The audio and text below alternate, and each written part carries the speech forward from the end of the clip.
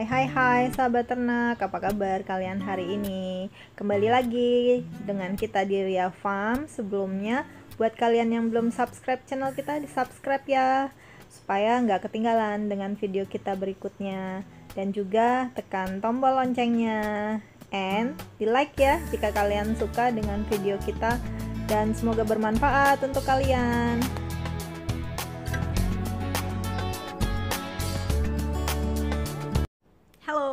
Halo teman-teman, apa kabar hari ini sahabat ternak di Indonesia? Ketemu lagi dengan saya di channel kesayangan kita, Ria Farm. Semoga kalian sehat semua ya, dan tetap semangat untuk peternak babi Indonesia. Oke, kali ini saya ingin membuat video untuk memindahkan anak babi yang udah sapih atau pisah dengan induknya itu dari kandang menyusui atau kandang melahirkan sampai dengan kandang menyusui ke kandang sementara, yaitu dimana saya membuat kandang khusus anak babi yang baru sapih dari induknya. Jadi kita kumpulkan ke kandang khusus, yaitu jadi satu sampai anak babi siap untuk dijual ya. Jadi ada beberapa hal yang harus kita lakukan seperti persiapan kandang ya kan, dan juga harus masih menyuntikkan obat antibiotik yang kedua kali, karena kemarin pada saat kita menyapih anak babi dari indukan itu kita udah menyuntikkan cacing dan antibiotik, dan selang sehari itu anak babi harus disuntikan kembali dengan obat antibiotik. Jadi kegiatan kita itu atau langkah-langkah yang kita lakukan pada saat memindahkan anak babi dari kandang tempat dia lahir ke kandang khusus anak babi yang sudah disapih. Jadi itu kandangnya nanti kita bisa gabungkan dengan beberapa anak babi. Kebetulan kalau nggak salah saya hari ini ada 2 indukan yang udah dipisah dari anaknya. Jadi anaknya itu kita bisa gabung jadi satu, tapi kita harus mempersiapkan dulu kandangnya seperti apa aja yang kita sediakan di kandangnya, karena anak babi biasanya yang baru sapih atau pisah dari induknya itu rawan stres, teman-teman. Jadi itu adalah penyebab utamanya juga, biasanya anak babi yang baru sapih dari induknya itu sering mencret gitu. Jadi itulah fungsinya kita menyuntikkan antibiotik untuk mencegah mencret. Dan untuk faktor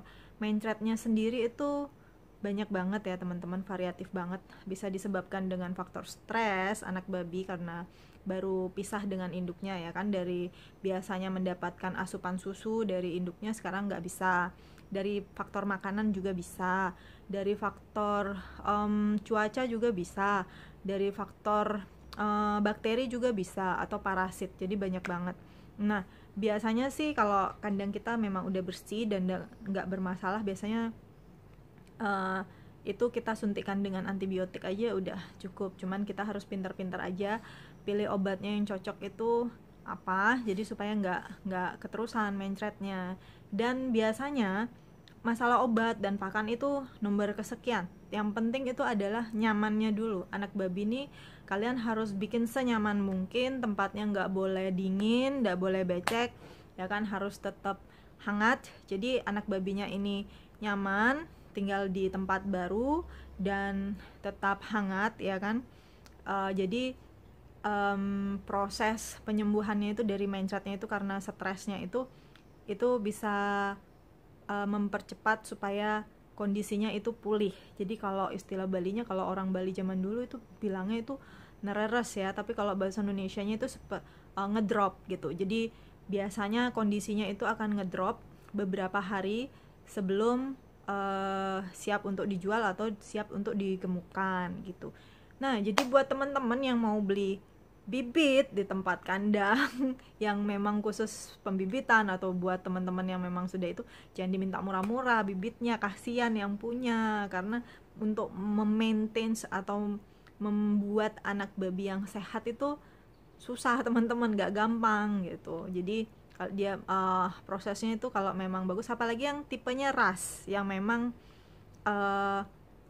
istilahnya rasnya memang bagus, belum campuran ya, atau sifatnya masih lebih, persentasenya itu lebih banyak babi lokalnya. Jadi kawin persilangan antara babi ras dan juga babi lokal. Jika itu persentasenya masih lebih tinggi, cenderung ke lokal, itu nggak masalah. Memang daya tahan tubuhnya, imunnya itu lebih kebal, karena kan masih ada faktor babi lokalnya itu. Kalau dari Bali itu kan babi hitam, babi hutannya itu babi itu memang dari segi genetik lebih kebal dibandingkan dengan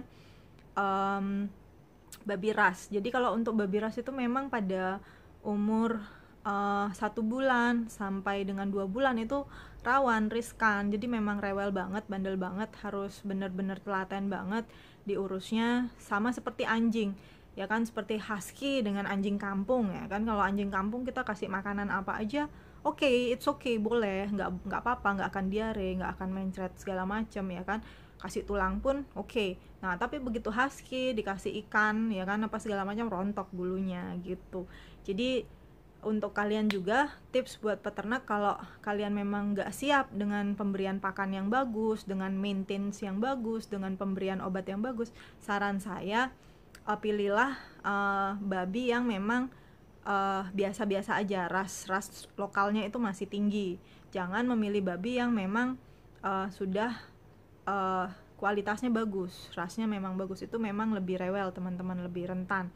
Fase-fase setelah sapihnya itu memang harus telaten banget. Kalian harus suntikan vitamin, antibiotik, atau pemberian obat secara diminum, ya kan, dengan ada beberapa obat yang dicekokkan di mulut babi gitu. Jadi sekilas info aja dari saya.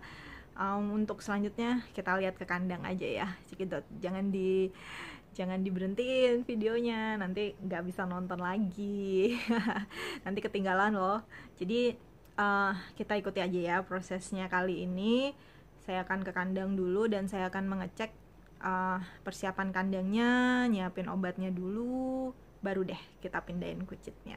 Jadi semoga informasi yang saya buat ini bermanfaat buat kalian di rumah, dan juga untuk peternak pemula, ya kan. Saya juga masih pemula sih, ternak masih banyak banget peternak besar yang memang udah tahunan banget jalanin usaha ternaknya.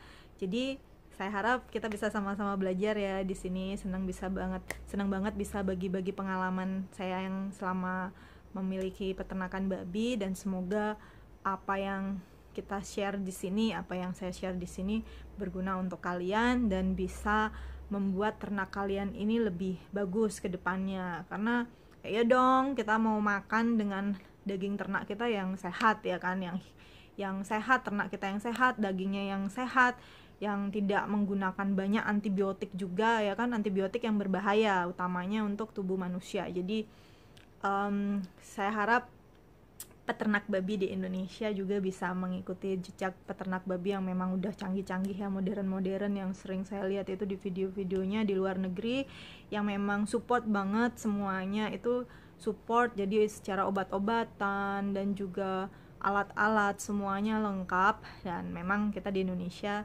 sedikit ada keterbatasan ya untuk perlengkapan ternak babi. Enggak masalah, kita masih punya banyak banget ide-ide kreatif, ya kan. Siapa tahu teman-teman juga nanti bisa share di komen di bawah ini. Kalau memang punya ide-ide bagus, kita bisa gunakan bareng-bareng idenya. Oke, kita lihat aja ya, langsung ke kandang biar nggak berlama-lama, ya kan. Kebanyakan teori nanti nggak ada prakteknya, repot juga ya teman-teman. Oke, sampai jumpa di kandang saya, ikuti. Halo, kita udah di kandang. Kali ini kita mau ngecek kandangnya dulu dan juga anak babinya sebelum kita pindahin ya. Oke. Yuhu. Oke, ini kandang sementara khusus untuk kucit, ya kan, untuk anak babi yang baru dipisah dari induknya. Jadi di sini saya bikin kandangnya seperti ini. Ini untuk tempat pakannya. Kan kita kasih besi supaya nggak rebutan, nanti semuanya pada naik-naik di situ. Jadi sengaja dikasih sekat-sekat seperti itu Terus di ujungnya ini kita kasih lubang supaya airnya nanti jatuh kalau kita nyemprot. Dan ini itu pembuangannya. Jadi kita sengaja pakai material bambu aja di sini supaya lebih hemat ya. Jadi teman-teman yang di desa yang punya pohon bambu, kalian bisa manfaatin untuk pakai bambunya seperti ini. Nah, jadi cuman sekedar untuk dindingnya aja itu nggak masalah. Dan ini lantainya, dan ini fungsinya temboknya ini untuk nahan aliran air, karena dari sana itu ada aliran sisa air minum yang jatuh-jatuh jadi basah terus. Jadi kita bikin dinding seperti ini kayak selokan gitu ya. Nah itu gorong-gorong khusus selokan air. Nanti larinya ke sini, set, jatuh ke pembuangan.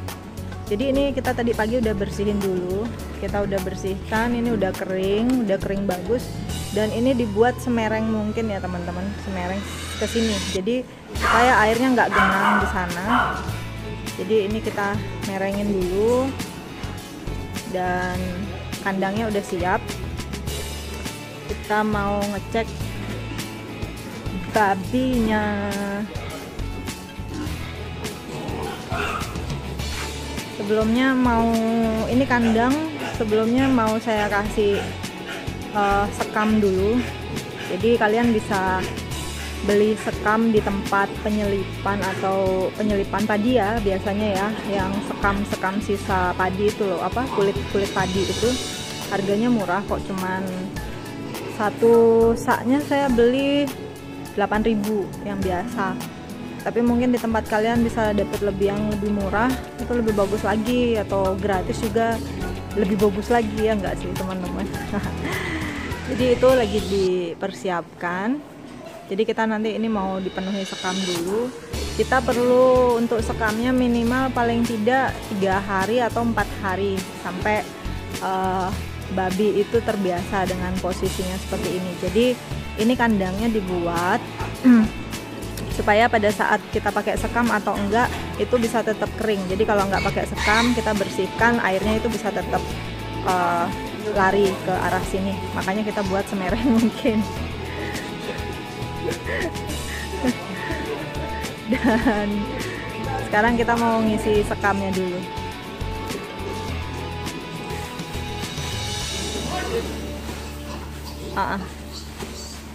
Nah, kita pakai ini sekamnya. Nah, ini fungsi di dindingnya ini fungsinya untuk supaya sekamnya nggak lari ke sana ke sini. Jadi supaya tetap diam di situ aja. Jadi nanti anak babinya itu mereka senang tidur di sana, nyaman. Malam hari nggak terlalu dingin dan juga hangat, biasanya hangat tempatnya.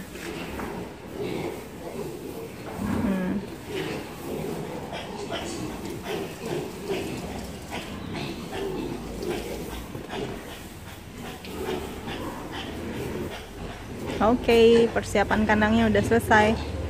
Sekarang kita mau ngecek babinya.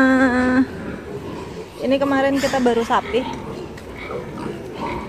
dari induknya. Jadi kemarin tempatnya dia di atas.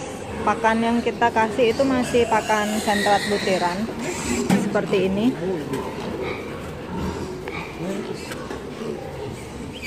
Nah, ini kucitnya yang mau kita turunkan ke kandang sementara, ke kandang kucit. Ini untuk umur babi segini, anak babi segini, kita masih kasih pakan butiran seperti ini ya, makannya masih pakan kering. Porsinya sesuai kebutuhan, jadi kalian sesuaikan aja nanti berapa banyaknya. Nah, ini catatannya kita. Kalau kita di sini kita pakai catatan tanggal berapa lahirnya, tanggal 8 bulan 6 ya kan, berarti sekarang udah 35 hari lebih. Kita suntikan apa aja di sini, ada multivitamin, ada Verdex, ini ada vaksin Hock kolera, cacing, dan yang lain-lain. Jadi babinya juga disuntik seperti ini.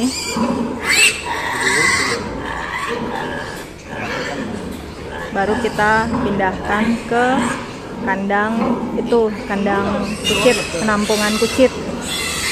Jadi dia akan stay di sana sampai nanti pembelinya datang gitu.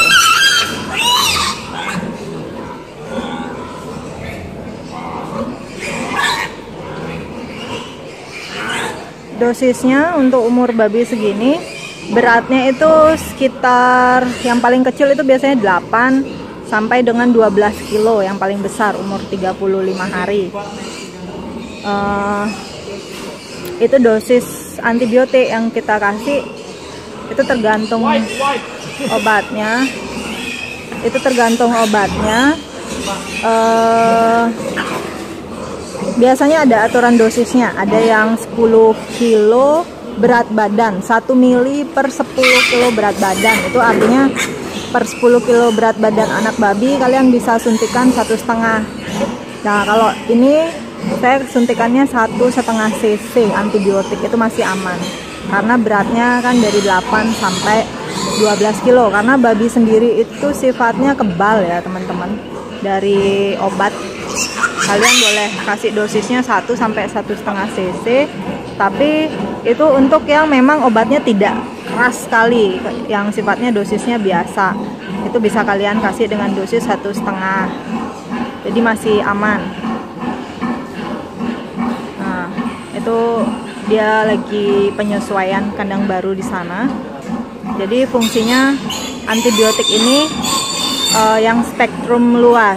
Jadi macam antibiotik itu ada macam-macam juga teman-teman. Ada yang spektrum luas, bakteri gram positif, negatif, banyak banget. Kalian bisa baca di masing-masing obatnya. Itu tiap obat memiliki aturannya masing-masing. Jadi kalian boleh pilih antibiotiknya nanti.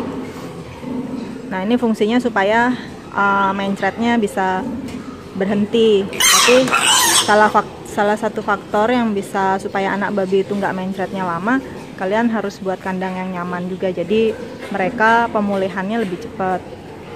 Begitu. Oke, ini udah selesai yang satu. Kita beralih ke indukan yang satu lagi.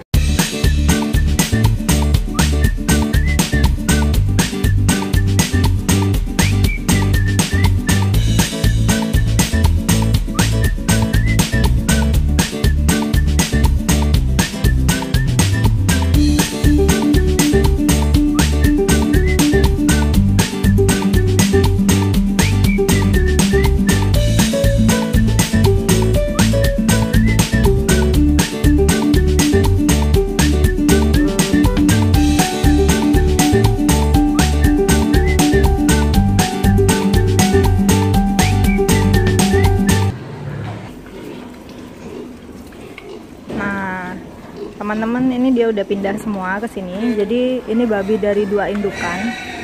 Jadi ini kandangnya dan ini air minumnya. Jadi dia udah bisa minum di sini, teman-teman. Dan untuk pakannya kita udah bisa taruh di sana. Itu masih kita berikan pakan butiran. Jadi untuk babi umur 35 hari sampai 50 atau 60 hari biasanya kita masih kasih makan butiran. Nah, jadi ini dia masih di sini, penyesuaian kandang baru dan sekannya di sana. Jadi kalau tidur dia akan tetap hangat di situ malam hari gitu. Nah, jadi ini masih ada yang mencret juga beberapa, dan itu memang kendala utama di ternak babi itu ya seperti itu. Jadi mencret atau diare itu adalah memang kendala utama pada ternak babi, karena babi sendiri memang memiliki saluran pencernaan yang buruk ya. Jadi itu makanya harus hati-hati. Nah, selain faktor makanan, itu yang penting tempatnya nyaman dulu, hewan ternaknya itu tidak stres ya kan, nyaman, senang. Maka itu faktor makanan dan yang lainnya menjadi faktor pendukung. Ditambah lagi kita tahu obat-obatan yang harus diberikan itu apa ya kan, makanannya seperti apa, jadi pertumbuhannya akan bisa lebih cepat gitu. Oke, sekian video kita hari ini. Semoga bermanfaat ya buat kalian dan sampai jumpa di video kita berikutnya. Thank you for watching. Jangan lupa di-share ya videonya ya supaya bisa membantu juga buat tambahan informasi teman-teman kita yang lainnya. See you. Salam peternak dari Bali.